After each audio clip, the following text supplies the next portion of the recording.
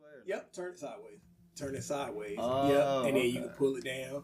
I kind of got that there, so when I'm doing this thing, like people, if they are talking or somebody calls, they don't necessarily they can just glance over and look. And to be that's cool. honest, on this show, it's so open. Like, if you like, hey, I want to take this call real quick or something. Yeah. Just let me know. I got All right.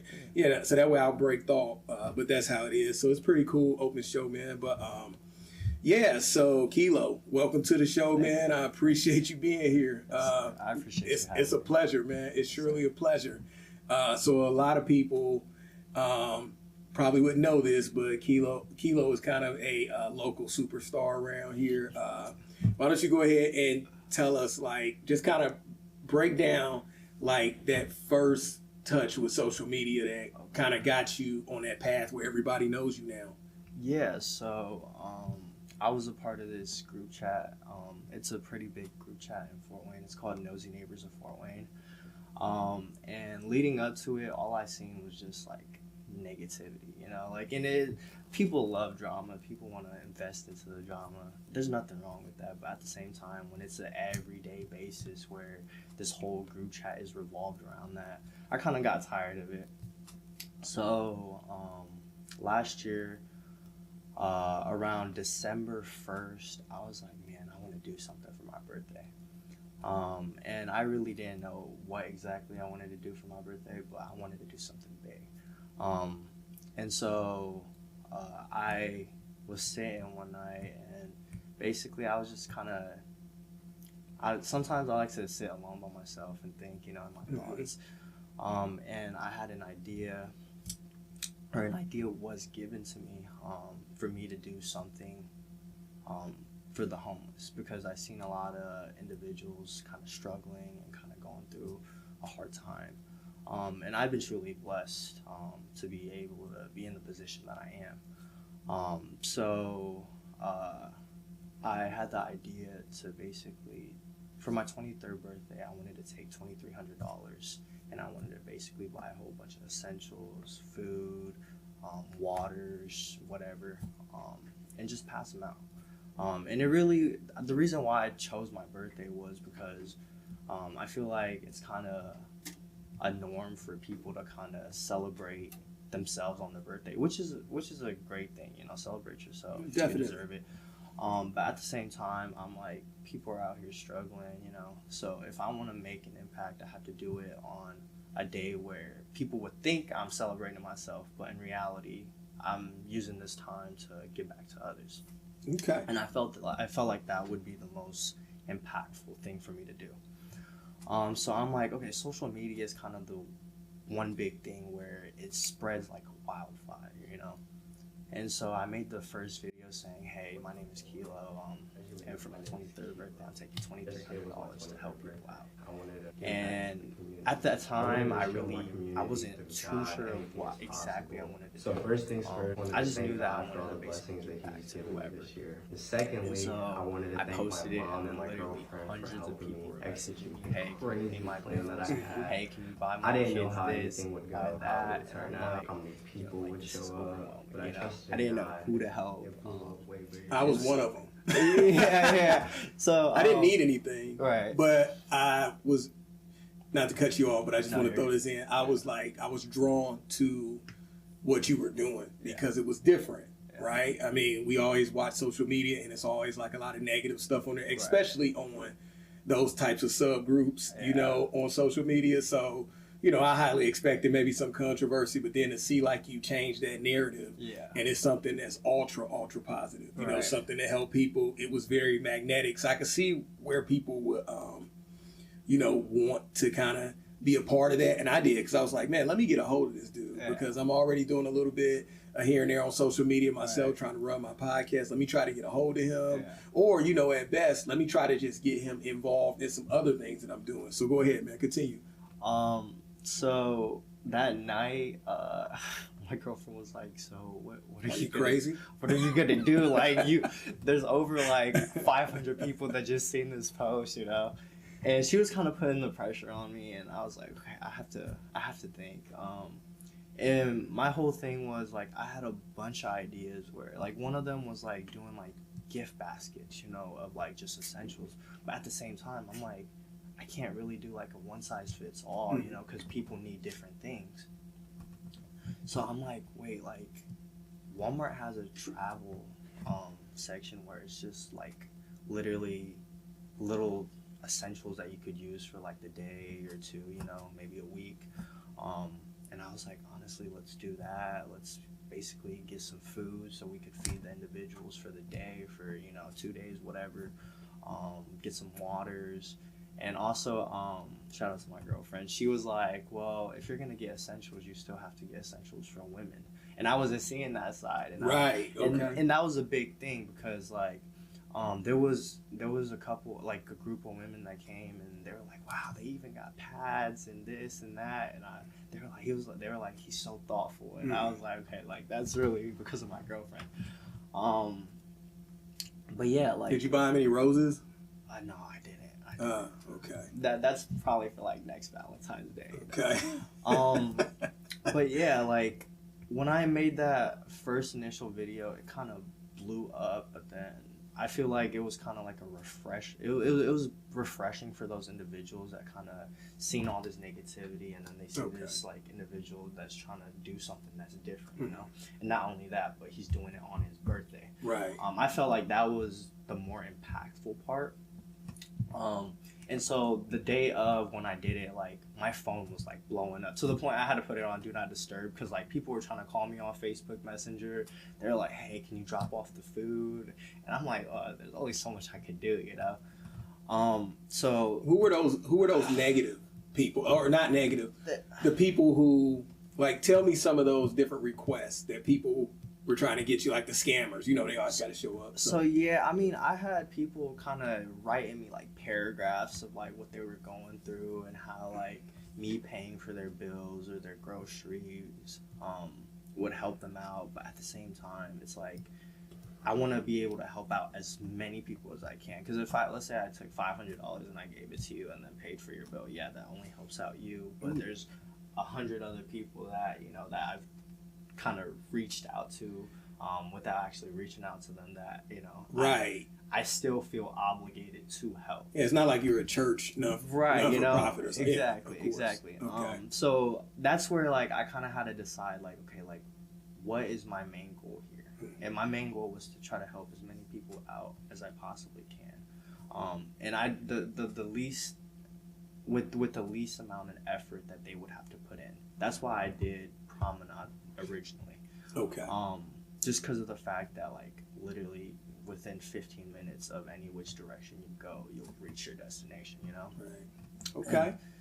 And so it's crazy because it got so big that the next day, I woke up kind of late because my schedule is 3 p.m. to 10 p.m. That's when I usually work. So that day I didn't work, but then I kind of stayed up a little late. And I woke up around 11 and I got like a whole bunch of text messages. And one of the other barbers at the barbershop was like, hey, Eddie from 21 Alive stopped by. And he was asking for your social medias or whatever, or something to contact you. I gave him, he left me his number. I'll give him a call back. I'm like, Eddie from 21 Alive? I was like, what does he want? And basically I gave him a call and he was like, hey, like I seen what you did. I want to interview you. Right. And the only thing that came into my head at the time was, hey, like it's about the message, not the messenger. Yeah. You know, like it kind of defeats the purpose of me doing this event and doing this on my birthday if I were to literally go on an interview right afterwards and be like, hey, this is why I did it, you know? And it just didn't feel right to me. So at the time I was like, yeah, I'm just going to kind of hold off on that. But next time I do an event like this, I would want you to be there doing your thing, just kind of getting the event actually happening rather than the aftermath of it happening. Okay. Aftermath of what happened, you know? It's been a very long time for us to make this connection, and finally, I'm very happy for the outcome. I've only been asking you maybe like 40,000 times. No, just a few times I've asked just for you to be here, because like you were mentioning, you know, this process that it took to gain that much traction from this great deed that you wanted to do for the community. and it was really good to see, man. So I know you do a lot of things. Yeah. A lot of things. You're a man of many trades. Yeah. What are some of those that you do, man? Just give people like who are you? So Kilo. my name is Kilo, and basically I am a barber from Fort Wayne.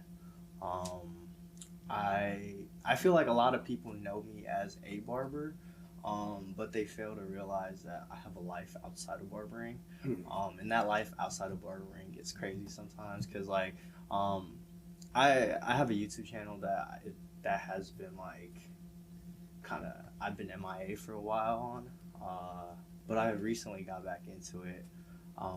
And like I kind of like going out, I like having fun, I like connecting with people my age, and just kind of doing normal 23-year-old things, you know, but at the same time being responsible, you know, Right.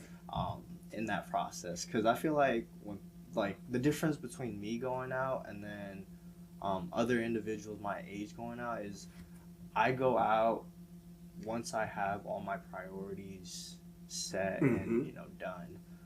I feel like other individuals go out because they had a long, stressful week and, you know, they want to kind of escape reality for that couple hours that they go out. So we got barber, YouTuber,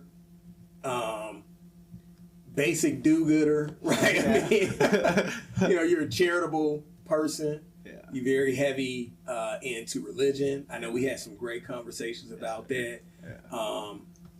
So yeah, and then I remember you are also working on a business model too, right? Because I know you had went to Chicago not too long ago to pick up a vehicle for like this venture that you was trying to do. What was up with that? Yeah, so I realized as I, you know, get more, I guess, experience in running my own business, there's certain things that you can do to kind of offset how much you have to pay back to the government. Got you. Yeah. Because at the end of the day, it's I'm technically a 1099. So basically, I employ myself. And because I employ myself, I have way more leniency than someone who gets paid by someone. So we talk about the barber business, right? Yes. Okay. Yeah. So like barbering, like for example, like let's say me and you go out and we're talking about the different business ventures that, you know, I want to do and I pay for your meal and I pay for my meal. That's technically a business expense. Okay. And so as you kind of learn how to manage your business, you can learn what things you can write off, because at the end of the year it's about how much you take home, and then that based off of that, that's how much taxes you're paying. So you kind of have to find creative ways to kind of loopholes, tax. Yeah, basically. Yeah, we all do tax loopholes. Yeah. Even this is a business, so yeah. So all the cameras, all the setup, you know, you could write it all off. Yeah. So basically, last year,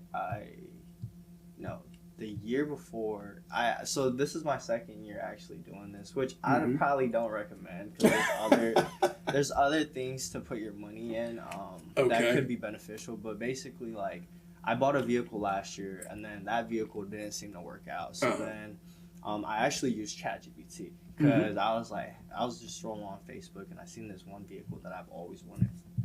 I'm like, how can I utilize this for my business? And basically, that vehicle weighed a certain amount. And so because that vehicle weighed a certain amount, it qualified to under like a certain section of like their tax code to become to become a business vehicle.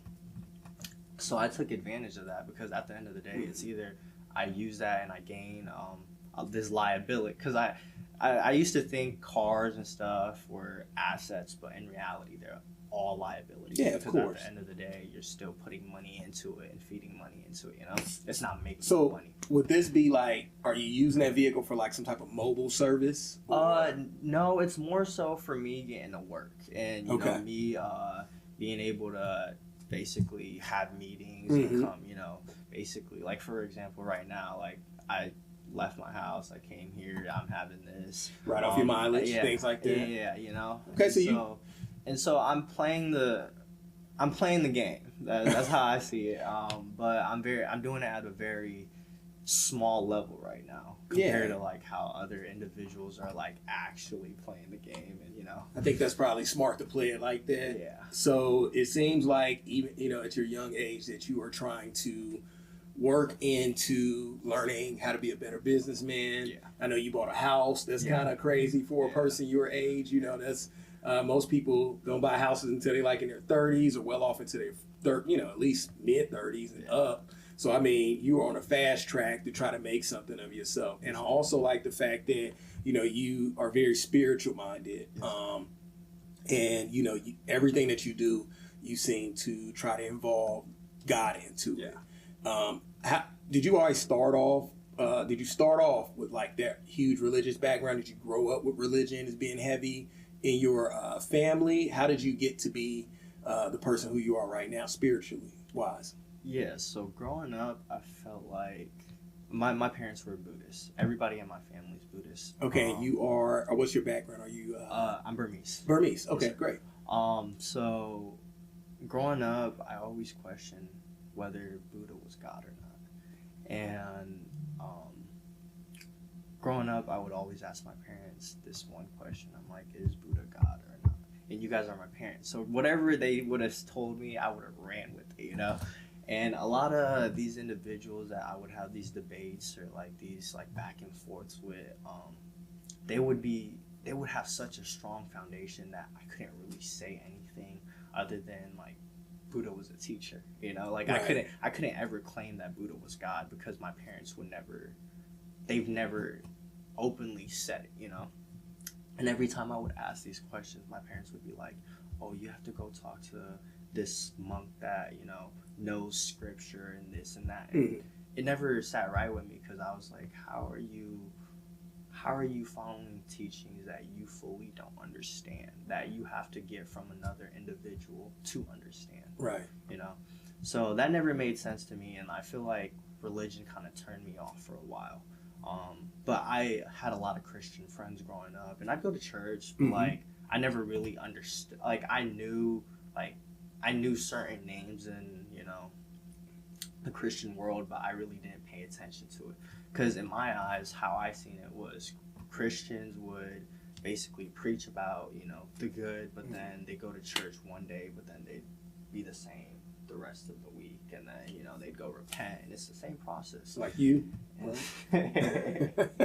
And so like I really didn't understand like how people could be Christian or claim that they're Christians but do all of this. Okay. So I also turned off kind of for Christianity, and then Hinduism is like, bro, I can't worship 1,000 gods, like.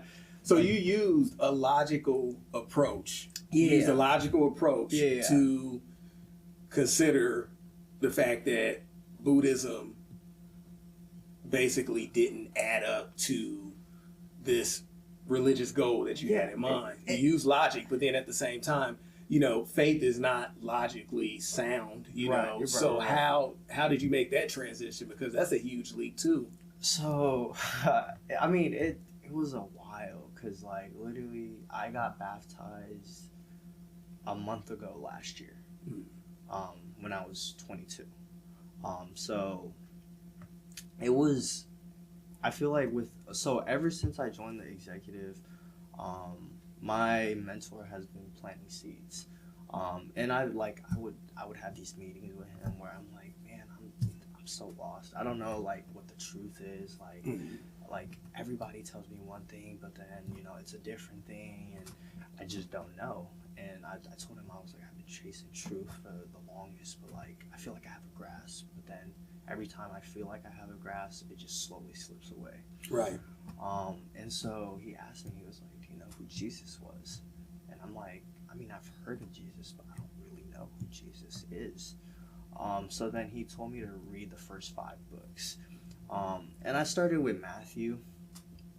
And when I was reading Matthew, I'm like, yo, like certain things that I'm reading correlates to my life and which season I'm in. Right. And so literally like... Kevon, go make that guy turn his car off, man. I'm just messing with you. I'm just joking, man. Sorry. It's like whenever I do this, somebody always got their loud cars outside or something. He's a soldier, man. He was getting ready to go do it. Oh, Like, we're trying to record over. How is this going to transpire? Okay, so go ahead, man. So, yeah, I just, for the longest, because, of the Christians that are like hypocrites that, will judge other Christians, I didn't want to call myself a Christian. So I would say I'm a follower of Christ.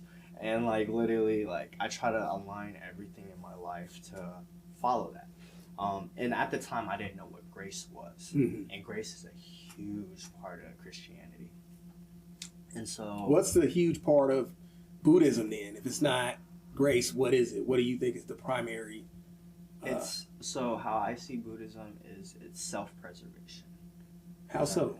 So basically, you're meditating, you're working on yourself, you're basically working on yourself to reach this certain state of spiritualism, which is technically like nirvana. Like that's like the heaven. But it didn't make sense because it's like I meditated for like hours. I sat by myself for hours. That doesn't change anything. And then I've also seen other monks dedicate their entire lives. I've seen older people dedicate their entire lives to Buddhism, and it's like there's not really a big difference in their life regardless of how much they're meditating, working on themselves. So I seen it as this like self-centered sort of it was a very self-centered view. And it was all about, in my eyes, self-preservation. And that just didn't sit right with me because I'm like, we're all here together. And if you're just working on yourself and you just care about yourself. Then... So in Buddhism, there's no charitable actions or... like at the temple, they'll have like donations and stuff. But it's only like within the community itself, Okay. It's not stepping outside the community. Like I'll go out, like I'll give out to... like Muslims, Hindus, Jewish people, I don't care, Right. But for like my parents and stuff, I feel like what happened at the temple is based off of the community itself rather than everybody outside the community. Okay. Does that make sense? Yeah, that totally makes sense. I'm just wondering though, so with Buddhism, you said, what's this driving, what is so like that's not what let me take it back, sorry. Losing my brain here. It happens. That's what happens when you turn over 40 and you still party like you're 20. You lose brain cells and that's but so what is the difference, like the real difference between Christianity and Buddhism? And what I mean is, so they have a God, right? They have Buddhists, they have Buddha.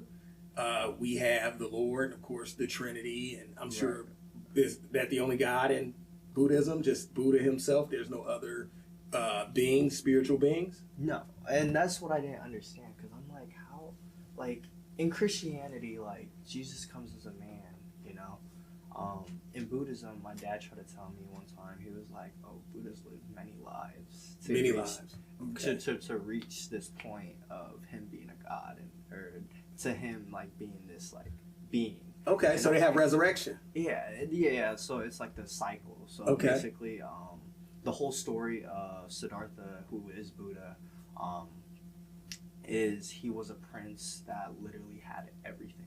And his parents only kept young, healthy individuals around him. So his life was basically within, like, he had tunnel vision, right? And it was only this. And it was only what his parents would feed him. But then one day he left outside the castle walls and he basically seen all the stages of life. Because outside the castle, his parents couldn't really protect what he's seen, what he, whatever. And so, fast forward, he basically had like this, like, his entire reality was shifted once he seen old people, people that were suffering, dying people, dead people, like, he's never seen that his entire life. So would he be something to the effect of like Jesus Christ? Because, like, for instance, Jesus Christ, he had everything to his disposal, but he chose to, be the savior for us, right? Right. And so he had this reckoning.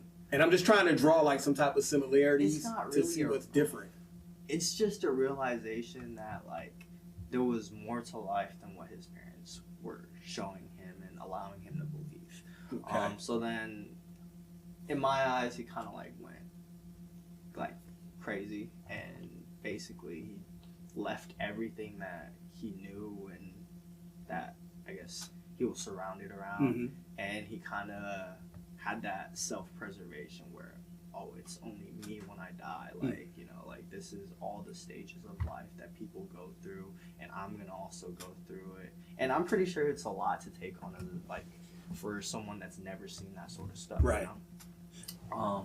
So yeah, I mean, I don't know, like there's just like it just didn't make sense to me with what I was learning throughout the entire time that I was a Buddhist, because there was a lot of inconsistencies where people couldn't fill in those areas and explain to me why these inconsistencies existed. Because I'm like, if Buddha is God, then how is he a man? That's my whole thing. But like, for example, I would ask that for Christians too. Right. Like, if Jesus is God, how is he a man? But like in Christianity, it explains the Trinity and how Jesus is the incarnation of the Word. But in Buddhism, they can't, like, no one can really explain that. Okay. And so like that's where like certain like throughout the process, my mentor would be like, because I'd ask him, I'm like, wait, like what if there's certain truths in Buddhism or like like in like different religions, like does that mean like it's all wrong? And so the analogy he gave me was, if I gave you a fresh bucket of water, the cleanest water ever, and then I put a drop of cyanide in it and I told you to drink it, he was like, is it still clean? And I was like, I don't know what cyanide is, but probably. He was like, no, cyanide is deadly to the human body. And so he was like, think of it like this: the truth is always the truth. If the truth changes, it was never the truth to begin with. And I was like, wow, like, good point. And so he was like, literally anytime you have any doubts or worries, literally always go back to the Word and compare the truth to anything and everything. And if anything holds up against the truth, then that's the truth. And if it doesn't and it changes, then that's not the truth to begin with. So ever since that day, I was like, whoa, like literally, I just basically started holding like Jesus as like the highest, and then literally anything that I would question, I'd be like, okay, like does this match up to what Jesus taught? Like does this hold to what Jesus taught? And so that's where I quickly started realizing like what the truth was to what the lies were. Right. So I mean, man, that's a dope story. I mean, that shows. I mean, first of all, you're very principled. Yeah. I can tell. So you try to live by those principles from what I can see. And you try to, do those actions just like Christ would, to try to do things charitably for people who are less fortunate than you. I think that's a great deal, man. I mean, if I know it's a lot of people out there who are Buddhist and maybe would say something different to your point. Yeah. But at the same time, I mean, we all have to live our truth, and you are living yours, and you have fully invested yourself into Christianity. And I mean, your ways and actions show it, which is why you were able to draw so much attention, because people love that, right? I mean, so excellent, man. Excellent. And that's what got you to this point. So, all right, what's your family structure like, man? So I'm an only child. My parents and I are refugees from Burma, so I have no family here. It's just me, my mom, and my dad. And ever since I was a young kid, they were like, hey, once we die, you're here all by yourself. So you got to learn how to stand on your own 2 feet. And as a kid, that's kind of traumatizing, because it's like, shit. Like, it's the truth. That's the truth, So at the end of the day, like, in the back of my mind, whenever, like, because in high school, I could care less about getting good grades, like, I was just messing around. I'd probably be either blacked out drunk or high, every single weekend, and I didn't care, because I don't know, like, it's kind of it was like, okay, like if my parents die, like literally I have nothing to live for, you know, like literally this is my parents are my entire world, and if they were to leave this world, then what in this world do I have left for me? Because I don't have any relationships with my family back home, you know, Right. like they know of me, they know me, and I know them, but there's no deep connection, you know. Yeah. Like for example, one of the first deaths that I've seen was my mom's mom, back in Burma when she was over here, and for me, it was kind of like a secondhand death. So like, I seen my mom crying, and because I had a connection to my mom, I felt sad because I seen my mom crying, but I didn't feel sad because my grandma died. Right. Does that make sense? No, that makes total sense. And so, man. like, it kind of desensitized what death was for me. So, like, now when I see death, it doesn't really bother me as much as someone who's experiencing death, firsthand death, for the first time, you know?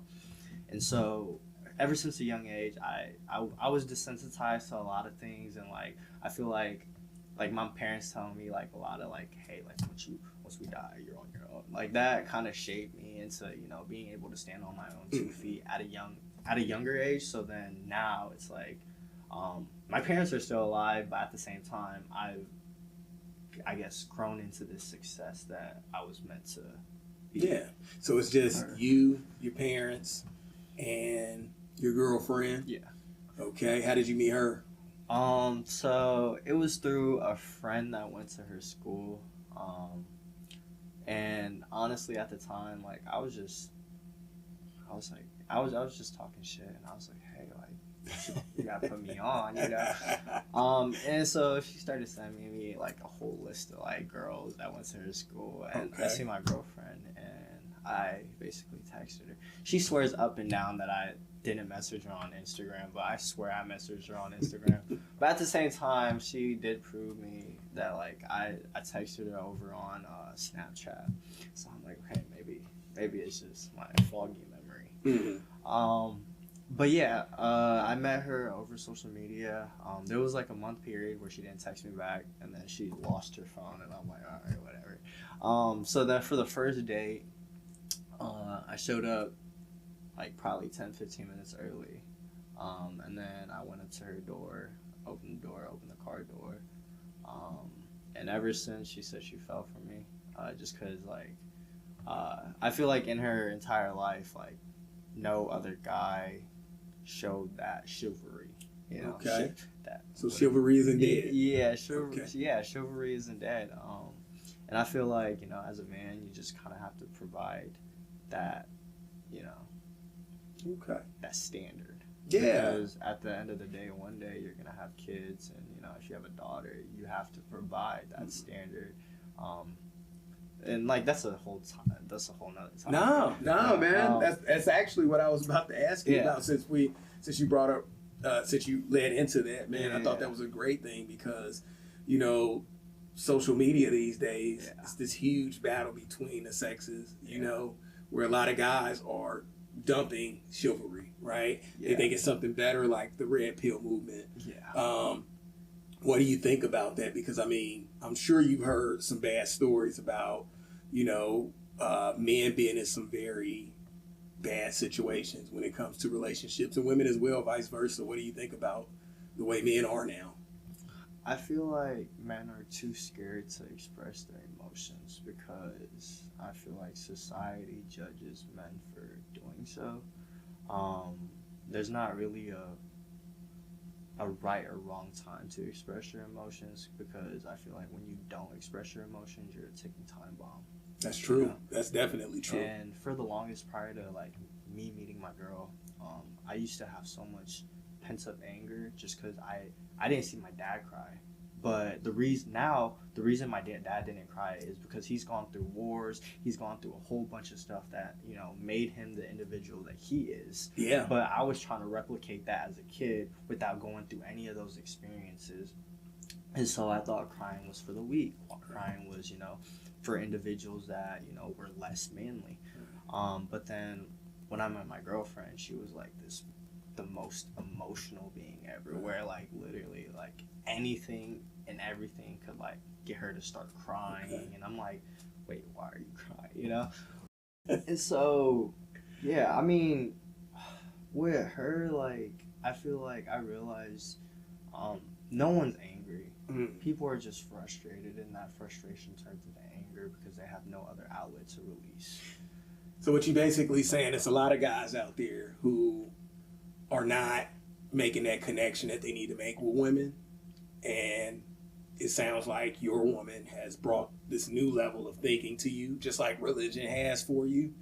You know, she's put you on this more emotional level. I can say that too with my wife as well. Like, she definitely heightened my senses to It's like a new perspective, you know, like a good person will do that for you. Yeah, and like people that actually care about you will, you know, like regardless of if you think, because sometimes I'm in the wrong, and like I don't see that I'm in the wrong because I'm only seeing from my perspective. Right. But my girlfriend, she's seeing from a third person perspective where she doesn't really have a bias within certain situations. Sometimes I'm emotionally attached to a situation where I'm like, this is stupid, da, da, da, da, da. But she's not attached, so she's more inclined to be like, hey, like you're in the wrong, like, you know. Maybe she's wise. Yeah, maybe we should, you know. Okay. A good wise woman. So it kind of, yeah. So with all that being said, like I feel like she's kind of brought this new way of thinking into my life where I can use reason and logic, and I can also, I guess, just release, you know. Yeah, I'm sure. In healthy ways where I'm just not a ticking time bomb waiting for that one instance or one situation to just set me off and I just completely lose my shit. I get exactly what you're saying, man. But you know, what would you say? Because, okay, you've got a good relationship. And, you know, that might hold true with you. But it's a lot of men out there who are not in those healthy relationships. You know, I mean, look at, like, you know, it's a huge divorce rate, right? You say you want to get married. It's a huge divorce rate, and most of it is initiated by women. Well, I mean, what would you say to someone who can't find that connection that you have? How do they get there? How do they get to that point where you are at? I feel like you have to take a step back and ask yourself what it is to be a man, you know? I look at it from a biblical perspective, and a lot of people argue with me nowadays because they think the biblical way of seeing things is like misogynistic, and you know it's weak. Yeah, weak. It's toxic masculinity, and it's like, well, no, like there's a fine line between it, and I just see it in like a very traditional aspect where, you know, I see my parents, you know, my dad is like the head of the household. He's literally putting in, you know, the hours working. And my mom is making the home actual home, you know? And so, I mean, there was a certain time where my dad had a heart attack and my mom was working 3 different jobs and she was like literally keeping us afloat. Wow. So like, I don't like excuses, like, you know, at the same time, like, when someone tells me that they can't, it's another excuse.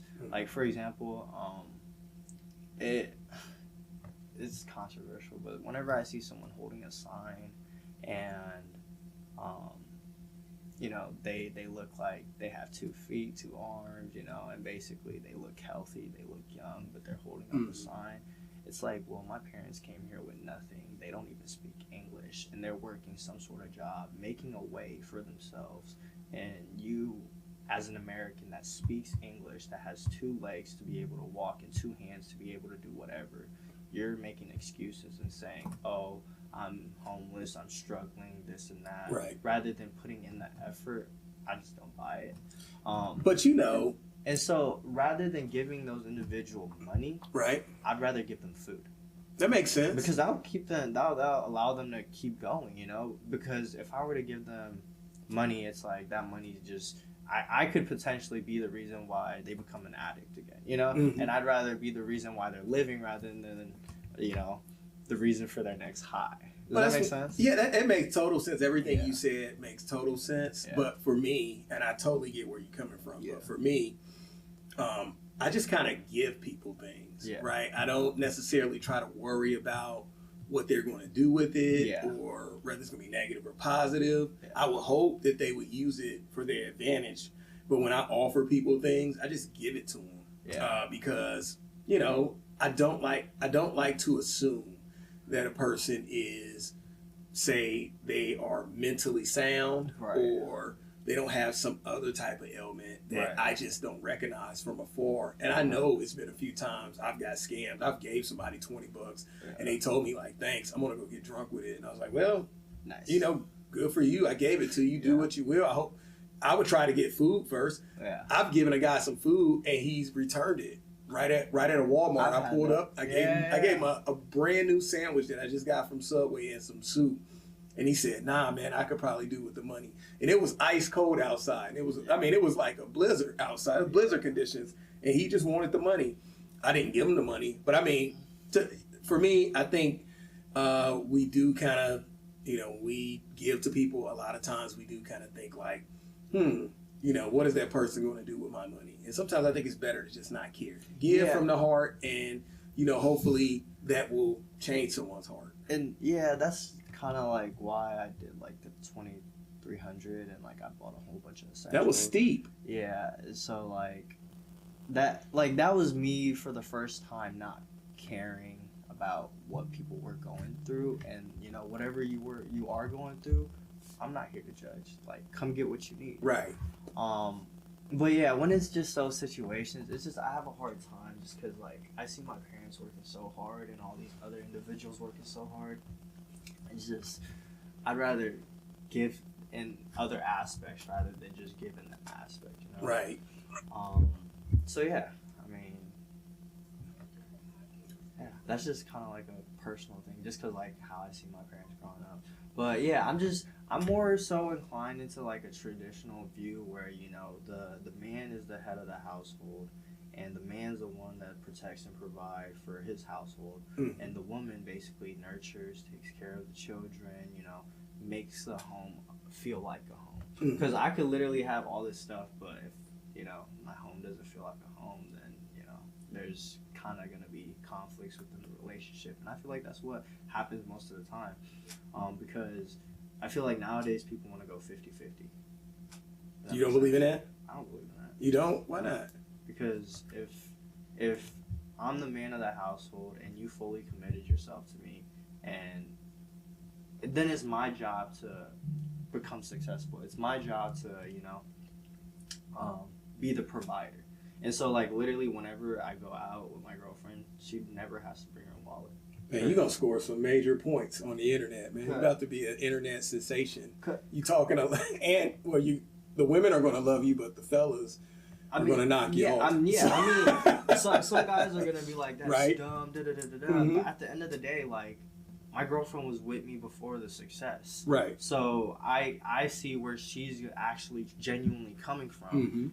And like, she's never asked me like, hey, can you buy this? Can you buy that? And I see a lot of females saying, hey, could you buy me the latest, you know, this, that? And it's like, see, that's the difference though. Yeah. That you have a special person, right? Yeah. And there's a lot of men out there, and women as well, who don't have people like that, who generally care about them, who genuinely care about them. Right. So when you try to apply the same tools that you are applying to another person, you're going to get a different outcome. Yeah. And I don't think that a lot of guys kind of understand that concept. Like, you really have to sift through the dating field to find a good person. Somebody said to me, like, man, it's tough to find a good woman. It's like a needle in a haystack. Right. So what does that mean? Does that mean that you just grab anything that you see, right? Or isn't it worth the journey of going through the haystack to find a needle? Isn't that more of a reward than just picking anything that you get, because you're going to get anything, right? Yeah. I've worked very hard to find the woman that I have. And I feel good about that. It was a reward to actually have her. You know what I'm saying? Right. So I think that a lot of people have to take that into consideration, because ultimately I think, yeah, we have a lot of selfish people. And for men, you know, we see the world as a lot of selfish, you know, it's a lot of selfish women out here. The divorce rate is very high. All these things to consider when you're talking about dating and things of that nature. But at the same time, how willing are you to work at finding a good mate that will be there for you, that will care for you when you are down, when you are sick, when you are ailing? I think we're just picking some very surface level people because we're not doing the work. And I think that it sounds like you've done a hell of a lot of work to get to that point, and it sounds like you deserve the woman that you have. And that's where I ultimately wanted to get to, where I was deserving of a good person in my life. Yeah. Real quick, I'm where's this at real fast? Yeah, if you want to, I think, did your lady call you real quick? No, my mom just. Oh. Oh, your mom called you? Yeah. You say she speaks all what is it? Burmese. Burmese? Yeah. Okay. She's all Burmese? Okay, so that's cool, man. But, like, the thing is, like, I kind of have broken Burmese, so, like, I'll literally switch back and forth. Mm-hmm. Like, every other, like, word / like, couple words, I'll switch from English to Burmese. And so, like... Do something, man. Let me hear. Please. It's hard to dang. You're putting me on the spot. So, like, certain words that I don't know, I'll say in English. Like, I just hope that, I don't know, like, I didn't know how to say wolf. Okay. Because, like, my whole brand is, like, literally a wolf. Mm-hmm. And so I'd be like, this in Burmese, and then I'll be like, yeah, that's the wolf. And, you know, I kind of have to assume that she knows, you know? Okay. Or, like, I have to show her a picture, and then she'll say it in Burmese, I'm like, yeah, wolf. Mm-hmm. And that's so, super cool. So with my dad, it's different, because, like, he's always been like, you only speak Burmese when you're in front of me. And I'm like, yeah, but how are you ever going to learn English, you know? Is he just not worried about English? He could care less about English. Because at the end of the day, like, he's always used me. I was like 6 years old going with them to do their taxes, and they would literally ask me to, you know, translate all these like tax stuff. And I'm like, I don't know. And my dad's like, what do you go to school for? I'm like, what do I go to school for? You know, like. And y'all got a good community though too. You got a lot of people in your community who support each other. So I can see where you could not have to use English. The thing with me is, like, I've always been kind of like a black sheep. Mm-hmm. So I've never been involved in the Burmese community. And, like, it sounds bad, but at the same, I love my people. But at the same time, it's like, I've never felt like I've been accepted by my people. Mm-hmm. Just because I've lived in areas where there are people from Burma, but they have their ethnic groups are different. Mm-hmm. Does that make sense? Oh, it does. Like, because it's split between like the different warring factions, right? Yeah, from Burma, back in the war. It's like way back then, right? Yeah, and it's so Burma, in a sense, kind of is divided. So within Burma, there's like I don't know how many different like nationalities, but they have their own culture, they have their own, you know, everything. Mm-hmm. So it makes it's kind of weird when. Like, growing up, I used to live at this apartment complex called the Three Rivers Apartment. And there was a lot of Chin and Karen and Kachin individuals. And they're basically a fraction of what Burma is. And so, like, being a full-blooded Burmese person, I kind of was casted aside because, in a sense, I wasn't wanted there, you know? Makes sense. And so... and like even like with the like actual Burmese community that are like full Burmese, they've never. I was like, you guys are kind of like weird, you know, in my eyes. And so like I never could correlate, you know, with them because like I was back then I was kind of too Americanized and like certain things that they did I'm like that's very Asian of you know. So yeah, I kind of. Like would hang around with like a lot of Mexicans, blacks, whites, everybody other than my race, and I feel like that's where like my upbringing is kind of different from a lot of people. Makes sense. Yeah. So yeah, I mean. Okay. So jump script. Yeah. All right. So I kind of want to ask you just some questions about like current and popular topics, right? I feel like we have a general understanding of who you are. Mm-hmm. You know, you're a great person. Sounds like you're going to be doing some great things in the near future. And we're going to talk about that too to end. But I kind of like to break off when I do my show, kind of talk about some current things too. So what do you think about like the current political state that we're in this country. I mean, it's a lot to digest. We've had 3 months of almost cartoon like media coming out of the White House, and that's totally different. I can't say it's any different from the last 4 years when Trump was in office before. Yeah. But it seemed like when Biden got in, it kind of calmed down a little bit. There were a few, weird little spots there. But for the most part, it was a pretty common, even keel presidency. And then boom, Trump's back in office. And then all of a sudden, bam, we got 3 months of the Crazy, wildest shit that we ever seen. Yeah. So what do you think about that?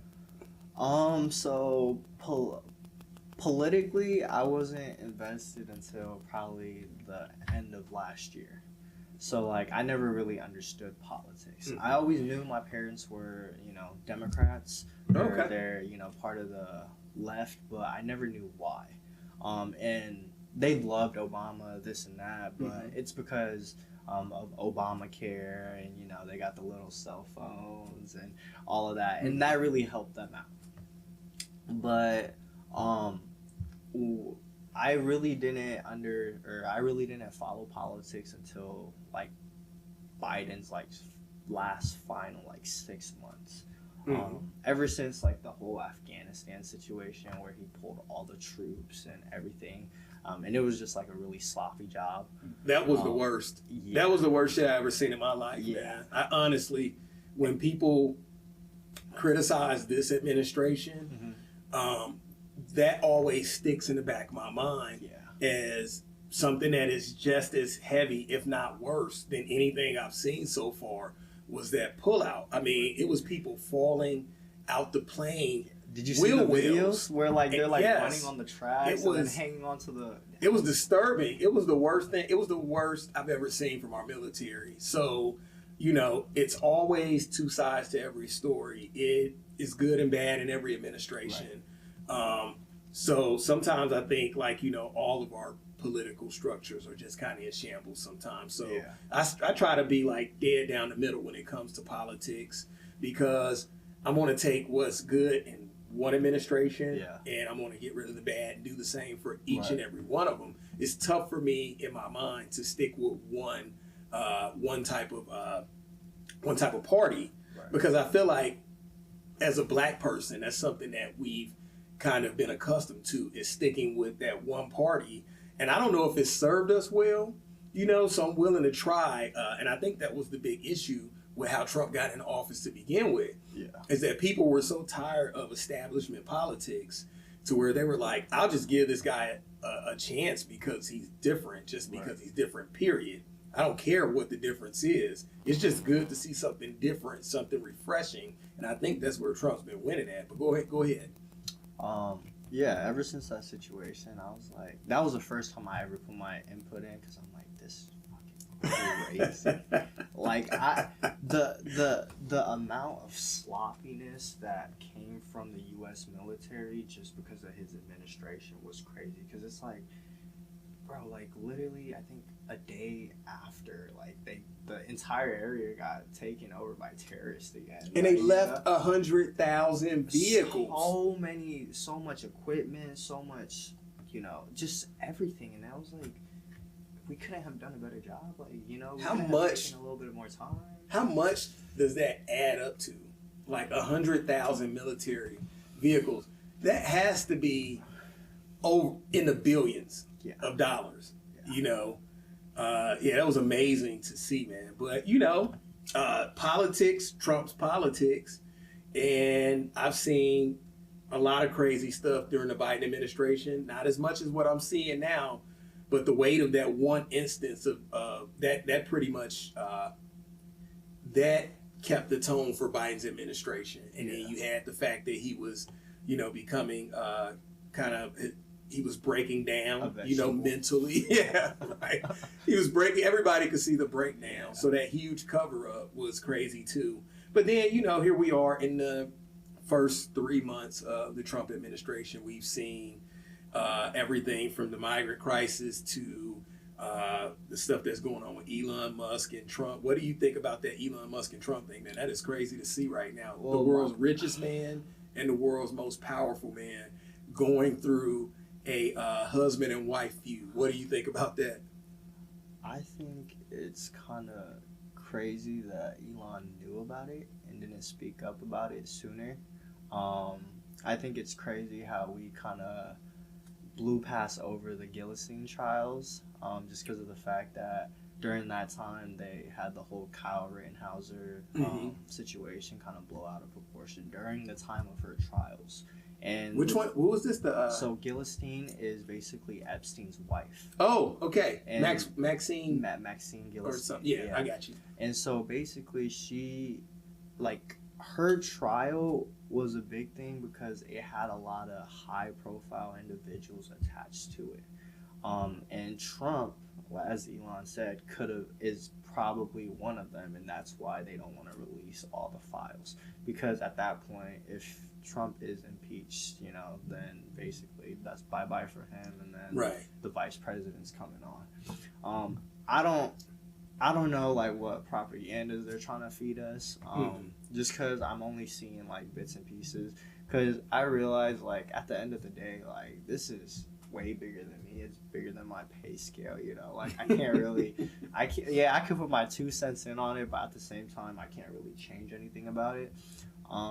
So yeah, I'm I guess more worried about is just the people around me and making sure that they're good rather than trying to make sure all of the U.S. is good. But one thing I would recommend is make sure you have your passports because, when shit hits the fan, you want to get out of here as soon as possible. I'm trying to see, what are some of these insults that he's been throwing out towards Trump, man. There's some pretty crazy stuff that he said, man. I know Trump said that his patience was running thin with Elon, but then Elon just came back with this slew of anything from Trump being a part of the Epstein Island deal, all the way to he should be impeached. Right. And then Trump responded with, I'm going to take away your government contracts. The craziest thing, like you just said, is that they both know about each other's corruption, but in the gist of politics, which is what I hate about politics, is that you can overlook some very corrupt things just for the benefit of yourself or your party. And that's not serving the interest of the American people. We see it from just like what we just explained with Biden and this issue with his degenerative mind state of, I think he may be experiencing dementia, not even early signs of dementia, very, very late signs of dementia. I mean, you couldn't even walk off the plane without falling and, stuttering and stuff like that. But, with Trump too, I think he's a little bit, I think his mind state has depleted as well. Yeah. I think it just comes with age. But yeah, it's amazing to see how much corruption can happen when politics is involved. I think politicians can be some of the most corrupt people on the planet. Think about it. These guys go into office and a lot of them are just simple businessmen or even just normal people. Yeah. And then they come out with more than what they went into.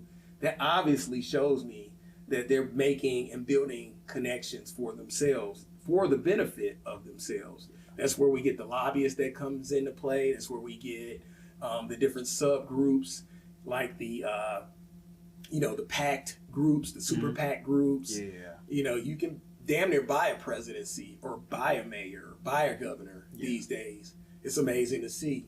So what about the immigration thing? Because I think that hits close to me and you with the immigration issue. Yes. What do you think about that? So a couple days ago, my parents told me that they cut off all sorts of asylums for Burma. Mm-hmm. They were one of 7 different countries that Trump was like, okay, we're not accepting no one else from here. Honestly, there's only so much that you can allow. You can't allow everyone and anyone to get into the U.S. My whole thing is like I said, I'm Americanized now, so I kind of have different views. But I also have cultural background. So they call me what did my mentor tell me? Third party or it was basically I have my background views, I have the views that I'm experiencing right now, but I basically take and choose what I want from it, and then I plot myself down in the middle. Oh, And so I have like, sounds like you're solving a problem. That's what it sounds like. That's how we solve problems. and so like the thing is like, I understand that, you know, people want to come to America and, you know, live the American dream, but at the same time, we can't just allow anyone and everyone to also get in here. Like, for example, the end of Biden's term, like, literally our southern borders were wide open.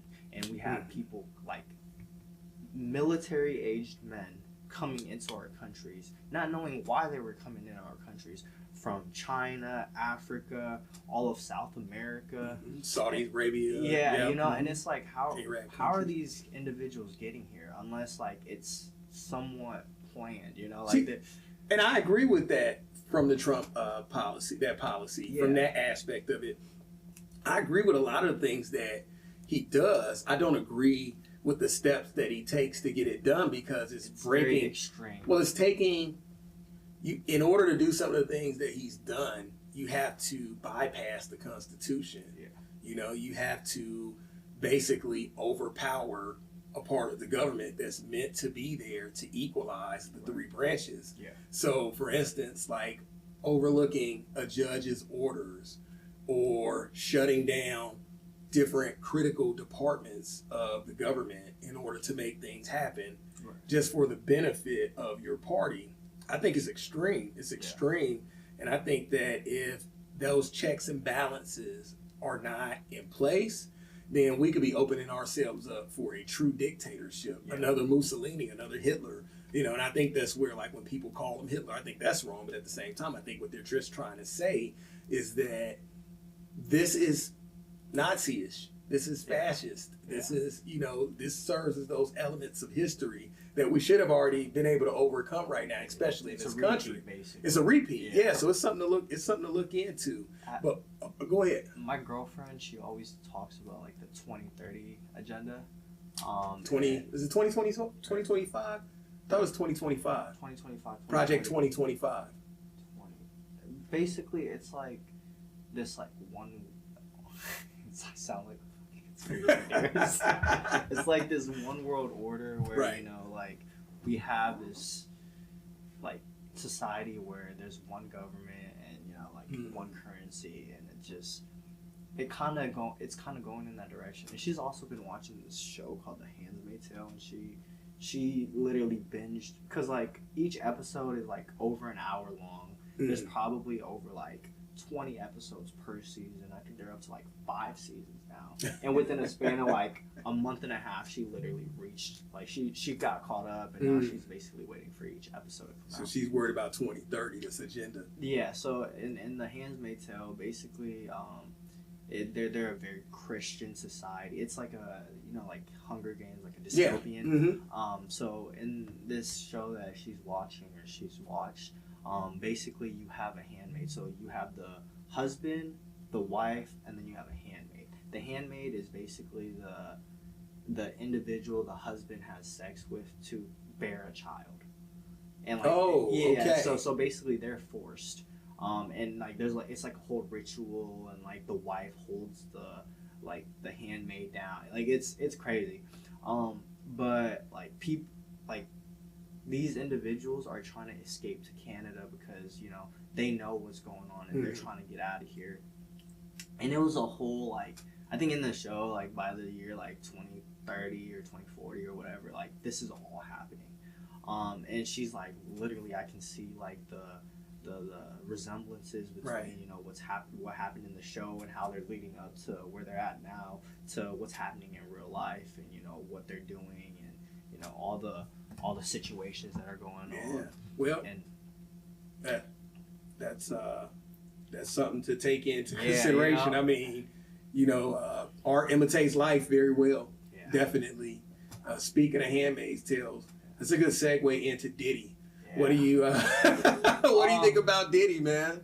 I feel like, you know, I feel like at a certain point of success, you have to do certain things to walk through certain doorways, you know, and you either lose your, you know, morality and who you or as a person to get to this new level of success, or you walk away from it and you turn the other way and you can speak out about it, but your life's in danger. Yeah. I feel like Cat Williams, he kind of says a big F you to the whole industry, but at the same time he's kind of putting his life out there because the powers that be don't want that stuff to get out there. What do you think about Cassie and like her willingness to partake in these freak offs, but then scaling back and saying, I feel like I was victimized. I mean, of course we did see, in her all fairness, we did see the abuse tape. We did see that happen. But then, at the trial, we get to see like these different elements, this different side of her, where there's this willingness to partake, like open willingness. And, we see like this trade-off for success, just like you mentioned, you have to give up your morality. What do you think about Cassie and a lot of people in the terms of accountability? Women are women. And, I feel like at the end of the day, in the moment, it sounds cool, this and that, and she was probably lost in the sauce. Right. And, like if you see, like, let's say you hang around all these, crooked individuals that do bad, you don't see it as bad because you're a part of that. Does that make sense? So then until you like take that step back and you're like, yo, like what's happening, you probably won't notice it.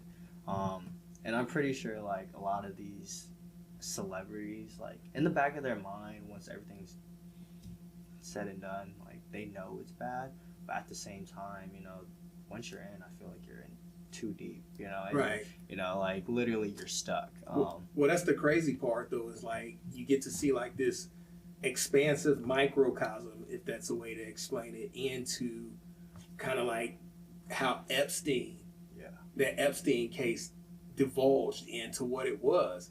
Because the thing that blows my mind about the whole situation, the whole trial, however the outcome is you have all of these A-list stars.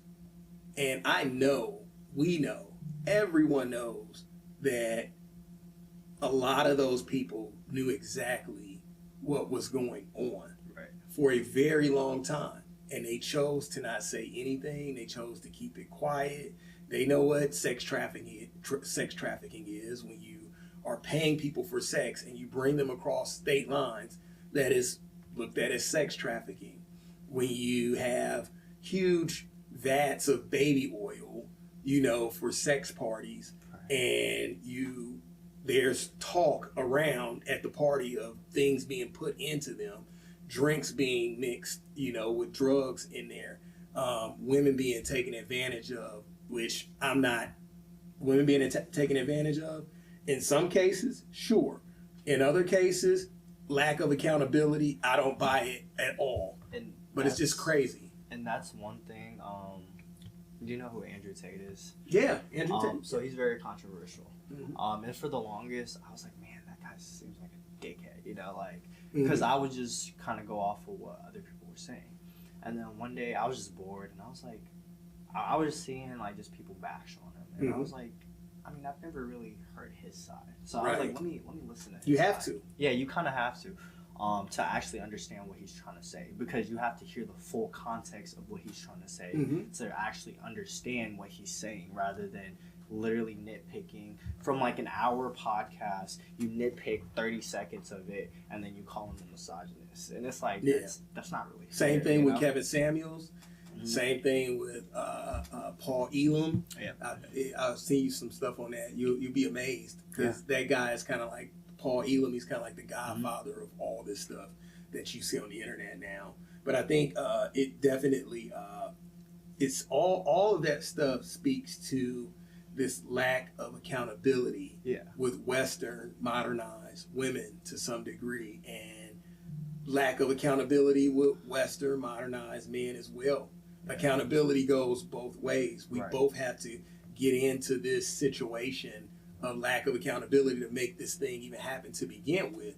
So that's where it all comes from, and it's just crazy to see that that this all is taking place, and it continues to take place. You would think by now that people realize, like, if I get engaged into some of these things, I'm going to possibly open myself up to some form of litigation, some form of public cancellation, Right. all these negative things. But we continuously see these people, especially when they are wealthy and powerful, engaged in these transactions for sex and for power and corruption. And it just amazes me about the human condition to begin with. So, man, this has been a wonderful conversation that we're having so far. I do want to ask you though, what's next for you? What's on the horizons? Where do you see yourself soon? Do you have anything coming up? Tell us something. So yeah, I actually have an event coming up. June 22nd, I will be at the Renaissance YMCA in Fort Wayne, Indiana, where I will be passing out 260 boxes of pizza with chips, drinks, and I'll also be working alongside different barbers from various barbershops throughout the city to be giving free haircuts to the community. And really, this is kind of a community event, so anybody can come out. And for the past month, I just been kind of fixated on finding a spot. And yeah, I finally officially found a spot, so everything's in motion. And now we're at the point where we basically execute, And so yeah, I'm excited. Okay. What are you doing as far as like your long-term future plans? What's on the horizon there? So I mean, I really don't have any plans right now. Just because of the fact that for the longest, I would just always chase the next bigger thing. But then I realized sometimes you have to sit in your success to actually enjoy where you're at, or else everything's gonna go by in a blur and you're gonna be like, wait, I'm here now, Yeah. And that's kind of how I felt, because literally once I started gaining success, I would be like, okay, more, and I never took a step back to see all that I've accomplished. Because when I was a kid, I'd be like, oh, I wanted to get here, but I'm here now without realizing that I've surpassed what I wanted to be or where I wanted to be. Wow. So really right now it's just me kind of sitting in my success and enjoying it. For example, on the weekends, I want to be able to have my friends and family over and have a cookout. I have the space for it. I want to enjoy going out on vacation with my family and just different stuff, living life, having fun, creating these experiences. In the process, I want to be able to also record those experiences, because later on in life, so one thing I realized is a lot of my friends growing up, they would have siblings. So they'd be like, hey, remember when we did this or that?